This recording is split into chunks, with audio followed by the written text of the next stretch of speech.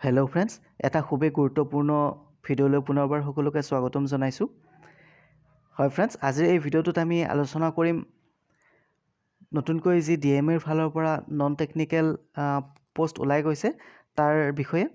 ইয়াত written exam কেতিয়া হ'ব, অনলাইন ডেট কেতিয়াৰ পৰা কেতিয়ালৈ আছে, বা চিলেবাছ কি হ'ব, কেনেদৰে আমি ষ্টাডি কৰিব লাগিব, গোটেইখিনি কথা বিতংভাৱে আলোচনা কৰিম। ইয়াৰ আগৰ ভিডিঅ'টোত আমি যে টেকনিকেল পদৰ কাৰণে এডভাৰটাইজ ওলাইছিল তাৰ বিষয়ে বিতংভাৱে আলোচনা কৰিছোঁ। যদি সেই ভিডিঅ'টো চোৱা নাই তেতিয়াহ'লে তাৰ লিংকটো মই এই ভিডিঅ'টোৰ ডেছক্ৰিপশ্যনত দি দিম, তাৰ পৰা চাব পাৰে। গতিকে আজি আমি ভিডিঅ'টো আৰম্ভ কৰিছোঁ।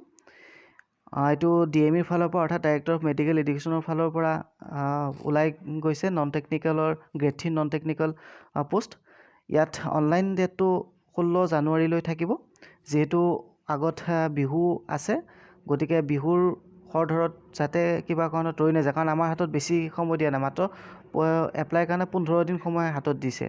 সেয়েহে কম সময়ৰ ভিতৰত এপ্লাইটো কৰি ৰাখিব, যিহেতু এইটো এটা খুবেই ভাল এডভাৰটাইজমেণ্ট হয়। যিকেইটা পোষ্ট আছে তাৰ এগেইনষ্টত গ্ৰেড পেও খুব যথেষ্ট ভাল দিয়া আছে।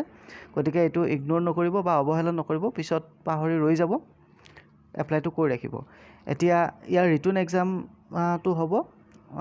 এক্সামটো হ'ব আপোনাৰ মাৰ্চৰ 9 তাৰিখে।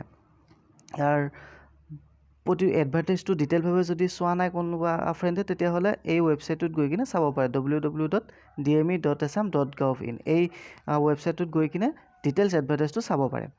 ইয়াৰ উপৰি ইয়াত চিলেবাছ কি হ'ব, চিলেবাছৰ ক্ষেত্ৰত মেইনলি থাকিব জেনেৰেল নলেজটো থাকিব। ইয়াত এছাম ৰিলেটেড বা ইণ্ডিয়া ৰিলেটেড গোটেইখিনি কথা সোমাই থাকিব জেনেৰেল নলেজত।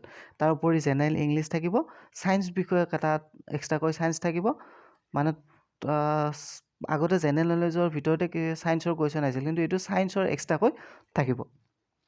আৰু এটা থাকিব আপোনাৰ মেথছ। গতিকে এই গোটেইখিনি হ'ল চিলেবাছৰ মেইন টপিক। প্ৰতিটো টপিকৰ ডিটেইলছভাৱে কি আহিব নেক্সট ভিডিঅ'টোত মই প্ৰভাইড কৰি দিম। আৰু এই চেনেলটোৰ জৰিয়তে এই চিলেবাছ ৱাইজ প্ৰতিটো টপিকৰ ওপৰত ইম্পৰ্টেণ্ট কুৱেশ্যন এনচাৰবোৰ সময়মতে দি থকা হ'ব।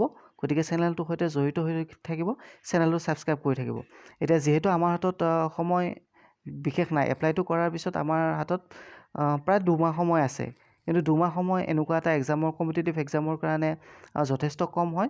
গতিকে প্ৰিপাৰেশ্যন চলাই যাওক, বেছি ফ'কাছ কৰক মেথছৰ ওপৰত, কাৰণ মেথছৰ মাৰ্কখিনি মেইন ফেক্টৰ হৈ যায়। জেনেৰেল নলেজটো আমি যিকোনো সময়তে তাৰ চৰ্চা কৰিব পাৰোঁ।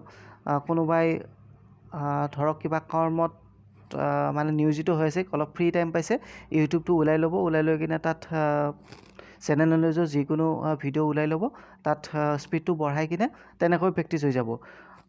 বা ছায়েন্সৰ কুৱেশ্যনো আমি তেনেকৈ MCQ হিচাপত প্ৰেক্টিছ কৰিব পাৰিম, কিন্তু মেথছটো আমি কেতিয়াও তেনেকৈ নোৱাৰোঁ। গতিকে মেথছৰ ক্ষেত্ৰত অলপমান প্ৰেক্টিছ কৰাব, কাৰণ এক্সামত দেখা যায় যে মেথছৰ মাৰ্কখিনিয়ে ফেক্টৰ হৈ পৰে।